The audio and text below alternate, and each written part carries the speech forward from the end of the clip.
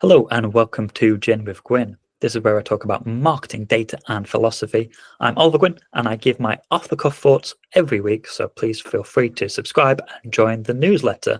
This week I am giving some off the top of my head reactions to a story that somebody has sent me about the fact that Australia is proposing a new law which would ban 16-year-olds from social media. Now, the reason that somebody sent this in for me was because I did a previous blog which was called Expectations Are Everything, or Are Expectations Everything? One of the best things I think I've written this year. If you've not read this, I'm going to put a link down below. Yeah, read or watch that. I think it's really interesting. And basically what I found was that expectations of what we expect from life have risen. As a result, people are generally unhappy in every single aspect of their life. And seemingly what is sort of fueling this has been social media, comparisons with other people, which makes us feel like we're achieving less. It puts more pressure on us, and it creates unrealistic viewpoint of what life is supposed to deliver to us, driving higher rates of narcissistic traits, which is in turn driving outrage culture, which of course is fueled by and powered by social media. So there's a vicious cycle that has been going on there. And one of my conclusions in this blog was that for my generation, this has probably been a huge problem, but maybe for the next generation, it would not be such a big problem. And the reason being that I'm old enough that when the internet and social media sort of took off, I was 15, 16. We had a home computer. We had broadband maybe when I was 17 or 16, that kind of age. But social media was a new-ish thing. I remember MSN and Bebo as a way to talk to your friends. Facebook then became the next popular thing, but by then I'm sort of in college, and we used it to arrange drinking. But I've not spent most of my teenage years on social media, so I can't really say that it necessarily affected me that much. I think I actually look at LinkedIn much more than I look at any other form of social media still to this day. So I sort of assumed that the next generation of kids being born today, and certainly my friends who have got children, they're being raised where they're suddenly much more aware of the negative impacts, which maybe didn't come out until I'm in my 20s. Sort of 10 years ago, people started to really think, oh, actually this is a terrible thing that we've unleashed upon the world, and these social media companies are, how complicit are they in this unhappiness that they're causing? And so I think a lot of parents realize, hey, the cat's out of the bag, the internet's not going anywhere. I need to police my kids, their use on this, what they're accessing on this, and make sure that I'm careful on the content that they're consuming, in much the same way that my generation, we were probably guarded against TV, and they were very worried about what kind of TV we were watching, and if we were watching too much. The same thing is true today of the internet. So Australian Prime Minister has proposed a law to ban all children under the age of 16 from social media to address increasing concerns about mental health, online safety and addiction. This is Prime Minister Anthony Albanese, who highlighted the dangers of addiction and that it has negative impacts on children's mental well-being and real-world relationships. I think it's kind of a brave thing to do, to be honest with you. I think it's a very controversial or interesting sort of law to bring about, because certainly I think on things like this, similar to games, similar to videos and stuff, most people would say that the obligation or the onus is on the parents to control their kids. I know recently there've been a lot of videos about people who they had their kids, they show them before they get their iPad, and then they sort of show them afterwards, and they're just obsessed with these things. And they're recording this and sharing it to be like, hey, other parents, be aware. I wish we could sort of go back now because my kid is having temper tantrums when I try and take away from it. But I go back to when I was a kid and I was playing on my Sega Mega Drive. We got 1 hour on the weekends to play, and that was it. That was over. And yeah, we'd be like, oh, can we not finish this bit or this level? But my parents were just stricter about it. And I know it's easy for me to say because I don't have children. I just think that yeah, the parents are there to control the use and access to these things. It's not necessarily up to the government. But one of the things that the Prime Minister said was that basically this is a soft law. They know that realistically it's difficult to control these things. Kids can find a way around them in much the same way that you can find ways around, porn blockers and all of this kind of stuff. But it gives parents the excuse or the legitimate power to say, hey, this is illegal. I can't let you on Facebook no matter how much you want, because actually I can't do that. It's against the law. So I think my viewpoint on this is, yeah, I don't have kids. I've got godkids who are 16 and 14, and they're of that age where they're starting to be on their phones and social media, and they were not allowed on it for a long time.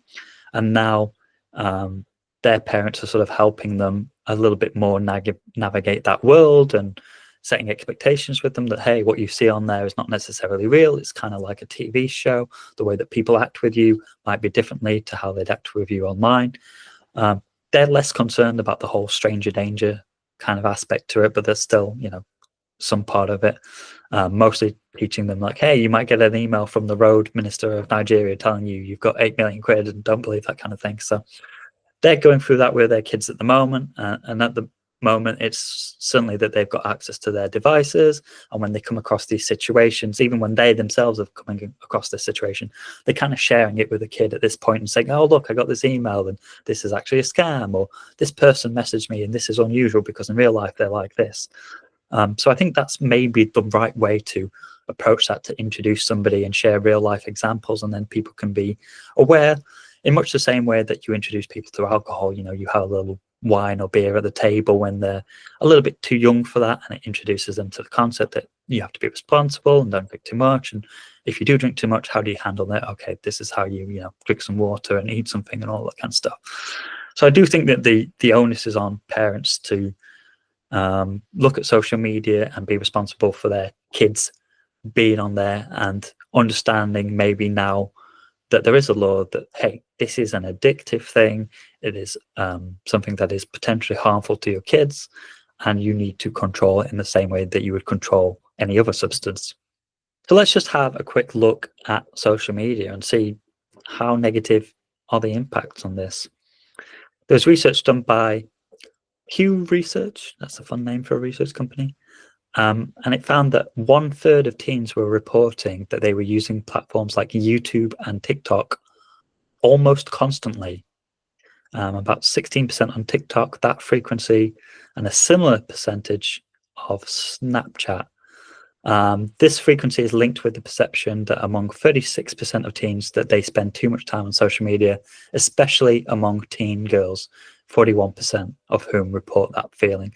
And this ties into my previous blog, where apparently young women in particular are really affected by social media and this feeling of pressure and comparison, and it makes them feel worse about themselves. Particularly young women feel this.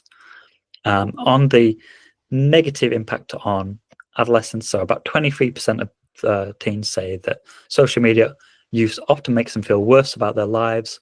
And yeah, girls in particular are more likely to feel social exclusion or stress due to online interactions, with 45% feeling overwhelmed by drama, I'm guessing within their friendship groups, and 37% experiencing feelings of exclusion. The Who, I'm guessing not the band, but maybe the band, found that signs of problematic social behavior, such as difficulty limiting social use and negative impacts on well-being, were reported by 11% of young users, affecting 13% of girls. But they did also find some positives, with about 80% of people saying it made them feel more connected with their friends, and 67% saying that social media provides support during difficult times. But for me, those numbers are quite alarming. 1/3 of teenagers saying that they feel that they use social media too much and they're on it almost constantly. I get bored of social media, honestly. I can't even spend 2 hours on there before I run out of things that interest me. I don't know about anything else.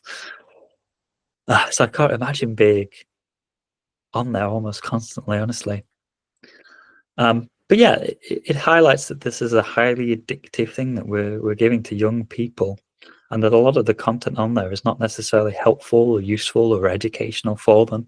It is junk content. It is trends that are popular at the moment, and that it's not necessarily helping them in their everyday life. I think the one that I think is most interesting here is this: 80% of them feel more connected to friends, but also the girls, 45% of them feel overwhelmed by drama. And it makes me think back to my teenage years. When you're a teenager, you have like two things to worry about, and one is sort of education, typically. One is your friendship group, and one is, I guess, your home life. But when you're a teenager, you start to distance yourself from your home life. You want to become your own person. You're establishing that. You're going out on your own more. And so I remember really stressing about my friends and, who liked who and who was interested in who and all this kind of thing. And it feels very intense, I guess, because of hormones at the time. And I can only imagine that those feelings are really exacerbated by social media and by always being on and sharing things and, oh, they're out at the mall and, I'm not invited and all of that kind of stuff, where I think maybe when I was a kid, we understood that those things happened, but it wasn't as visible to each other. And I guess it comes back to these feelings of comparison. If you see all your friends are out doing things and you're not, you feel like you're sort of missing out and you feel excluded. And so I guess my top line thoughts on this are, do I think it needs to be illegal? I guess overall I would say no.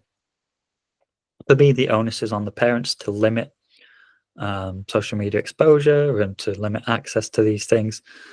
But I do think that there is a responsibility from government to give advice that, hey, these things are addictive and they're harmful, and we would advise you to limit exposure. I'm not sure necessarily that putting a blanket ban in place is going to be super effective. I remember Facebook used to have a blanket ban on 16-year-olds. You had to be 16 to sign up to that. And then I think they got rid of that because adults wanted to start pages for their kids and put their baby pictures on there, which I always found a bit weird. Sorry, adults who do that.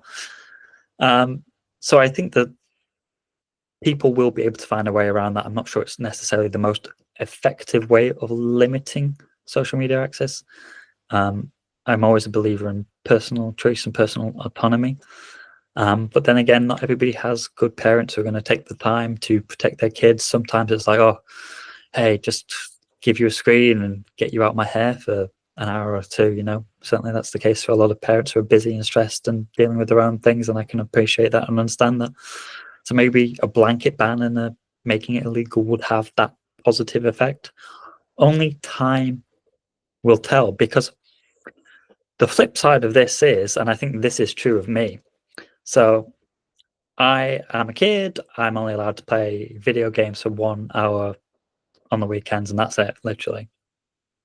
When I get to being an adult, I get a Game Boy or a DS at the time, I think, and I'm playing that for 2 or 3 hours every single night at first, because probably to some degree I was restricted.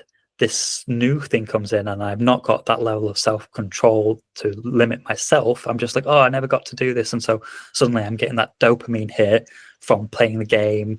It's something that I wasn't allowed to do before. Suddenly I've got the power to do that.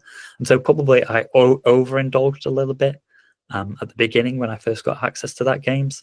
I didn't put in place my own barriers because it was just something that my parents had sort of forced upon me. And so you might see the same.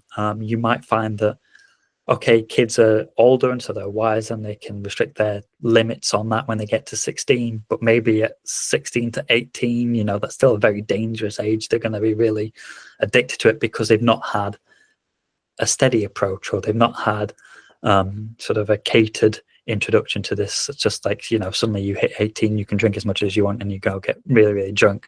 Maybe the same thing will happen with the internet, and who knows quite what the implications and outcomes will be of that.